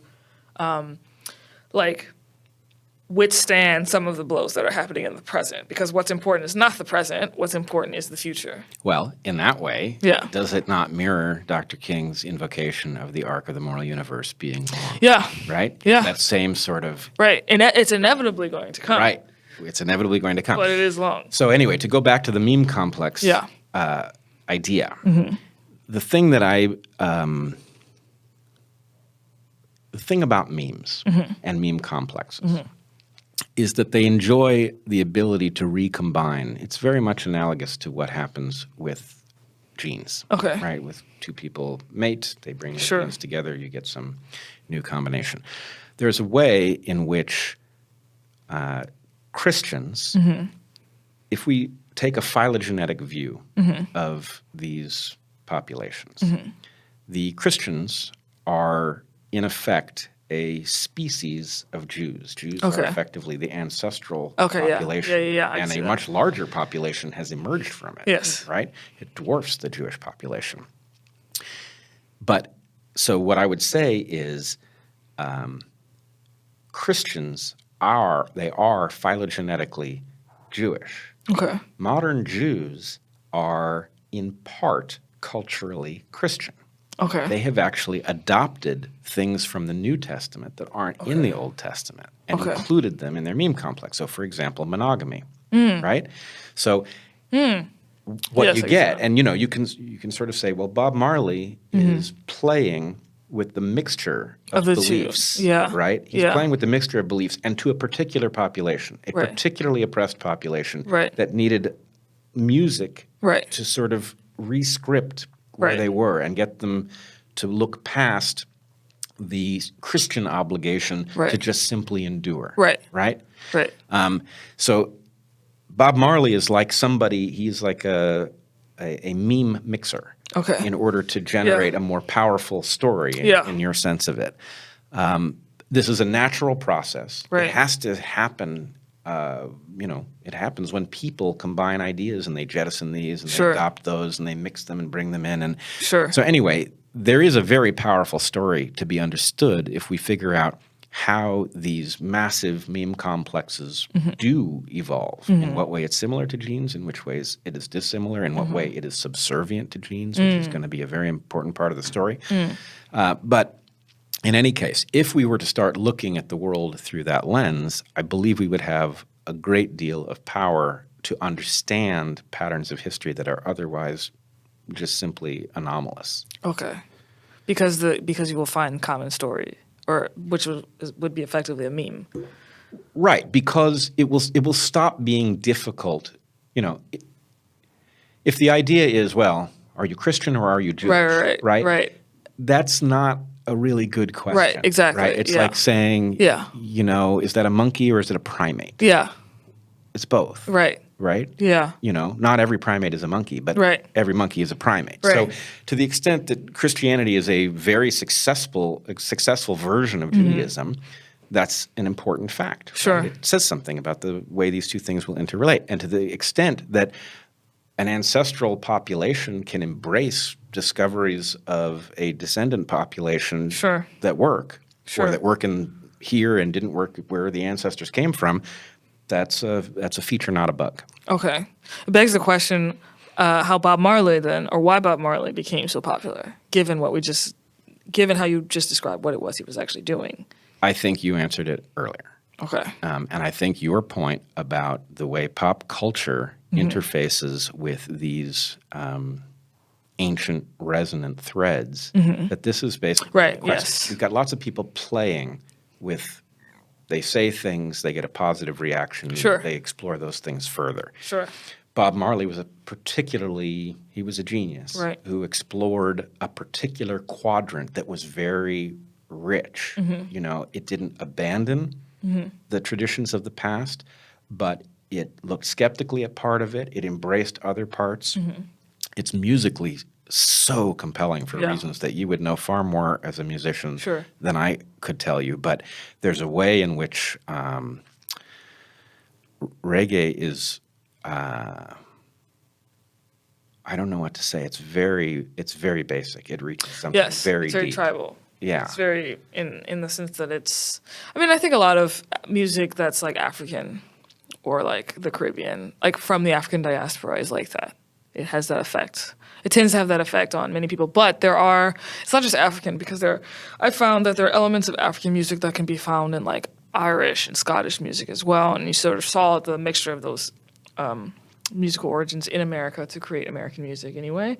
But yeah, so all of this type of music that I'm thinking about, whether it's from Ireland or whether it's from Ghana, it's like very much reminds you of like rootedness, right? And so I think that's why ultimately Marley was as popular because he was speaking to something that was fundamentally true, and whether it doesn't have to mean true in the sense that Sam Harris means when he says true, right? Yep.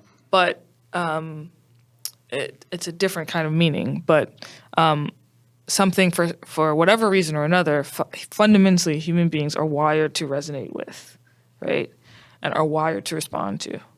And perhaps we don't know the why of that story, of, why that is what it is and why that is how we are wired, but it is in fact how we are wired. So that's interesting to say the least. It is interesting to say the least. All right. I have one final question, and I don't know how to phrase it. Okay. But it's an idea that's been... bracing myself. Okay. This is going to take 30 minutes to answer. I don't know. Maybe not. I'm hoping. So you're a musician. You play guitar? A little guitar, yeah. A little piano, or a keyboard, but yeah. Keyboards and string.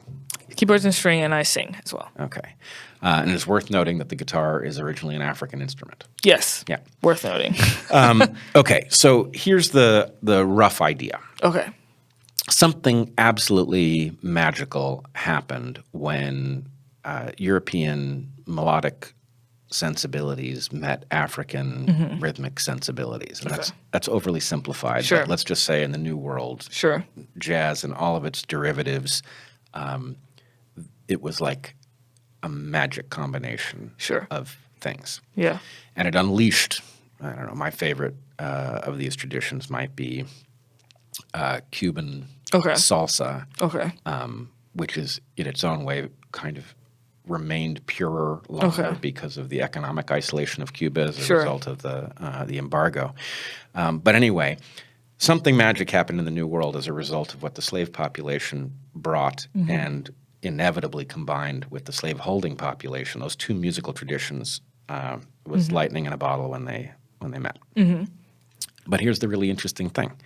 Those same two traditions have met more than once. Okay. Right? They met in the New World, and, I don't know if I'd call it once, but basically there was some influx of slaves. They brought musical traditions. Sure.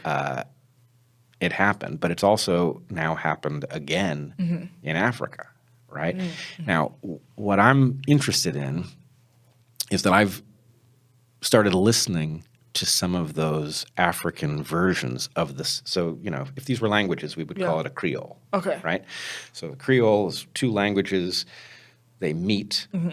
People who speak these two languages speak what's called a pidgin, which is not a full language, but their children speak a Creole, which is a full language that is composed of the two original languages, but it is neither of them. Sure. A musical Creole is the same thing. But, these artists like Habib Kote or Jane I encountered recently, it's interesting. It reaches me even though it's not, my tradition is a hybrid of the African and the European, right? I see what you're saying. It comes from rock and roll. Right. That's where my ear was schooled. Right. But I guess my point is, every time you take two languages, you make a Creole. Okay. But if you take English and French and you Creolize it 10 times, you'll get 10 different Creoles. Sure. There will be, there will be certain things that will be analogous, but there will be other things that are just idiosyncratic based on the particulars of the hybridization event. But I think this has happened musically, and what I'm getting at is that there's a way in which the African Creole between European music and African music is a second instance of what happened in the New World. Okay. And it is very interesting to listen with an ear that arose in listening to the American or the New World version of it. It is very interesting to listen to the African version of it because basically it's another combination of the same two traditions, but it isn't the same combination. Right. And so it has some elements that are very familiar and some that are foreign. Right. And I'm wondering, have you seen this pattern? Are you? That's interesting. Well, I mean, there's one album called Ife that everyone should listen to. I just interviewed their band leader for my podcast. Anyway, Your podcast? Yes, the Theory of Enchantment podcast. The Theory of Enchantment podcast. Yes. Excellent. But this band, Ife, basically is based in San Juan, Puerto Rico, and it combines ancient, like, Yoruban prayers with electronic drums, almost. So it reminds me of what you're talking about, and it's definitely contains elements of the old, but the combination is what makes it new. The type of combination that it is what makes it new, right? Because it's the same things, but it's not combined in the same way. because things have changed, obviously. So, and that has created a specific, like new type of music that I've never heard before. But I don't know if I've noticed that it's common. It could be that I'm not exposed to a lot of that type of music specifically, or it could just be that I listen to a lot of old music. So I'm just listening to a lot of the older stuff that still like speaks to me. But I don't know. I haven't seen it, but that doesn't mean it doesn't exist. Okay, cool. What's the name of the album? Ife, I-F-E. I-F-E. All right, cool. They're I'm awesome. definitely going They're to. the best band I've heard in the past probably 10 years. Wow. Yeah. That sounds pretty good. I'm definitely going to YouTube that. Check it out. Yeah, cool. All right. All right, final question. Are you hopeful? Am I hopeful? Yeah. I mean, I am hopeful because I do believe that certain things are inevitable, and I know it's not just like the sort of course it's long, it's arduous, this arc that we've been talking about. But you know what is also consistent is the hero's arc and the hero's journey, which is a certain type of archetypal story pattern that is found in a lot of stories that we tell ourselves. And because it's found in so many stories, I am convinced that like more or less that's the story that's going to be able to empower individuals with a healthy balance for the collective. It's a story we've been telling ourselves all along. It may be that we have to present it in a new way, similar to this new Creole that's created in Africa, right? But it will contain the same elements, and we will recognize those elements, which is precisely why we will buy the story. And it's true that the story of like, do this selfishly so you can gain power is also a very compelling story, but it doesn't have redemption. There's no redemption in that story, and I think that's the difference. That's like the thing that separates the boys from the men. It does not have redemption in it. I really like this idea, and I do think that it's too simple to say that the hero archetype story keeps being retold, which I sometimes hear people say. I did not hear you say that. Okay. I think there is a manner in which the hero archetype story has to be reinvented for each generation. The Lord of the Rings is a great story, but it's not modern. It's not up to date enough. Sure. Right? It needed to be redone. And I hope we do find that story for our cohort. We're not of the same generation, but you and I are seeing the same piece of history at the moment. Yeah. I hope that we figure out the version of that story that causes people to realize, that we can dance together. Yeah. Right? That we're really one people, and that the future, in fact, depends on us getting past the dangerous tribalisms that have led us here. Yes, well, I hate to use a 4-letter word, but the future depends on love. So, yeah. Love. Oh, that's a fine 4-letter word. Yeah. All right. Well, Chloé Valdary, this has been a long one, no. It's been a long one. This is true. But anyway, it would have been a shame to cut it short. I agree. It was all very worthwhile from my perspective. Thank Likewise. you for coming on the DarkHorse podcast. Thank you for having me. And people can find you at Theory of Enchantment. Yes, my website is theoryofenchantment.com. Check it out. Shoot me an email. I'm also on Twitter, so C Valdary. C Valdary. And you can also follow Theory of Enchantment. Now, Valdary is spelled not how you might expect it. It's spelled Valdary. Valdary is spelled. Okay, yes. Excellent. Well, this has been great. Thank you all for joining us. If you wish to support my work, you can do so on Patreon, and stay tuned. A lot more coming in the weeks to follow.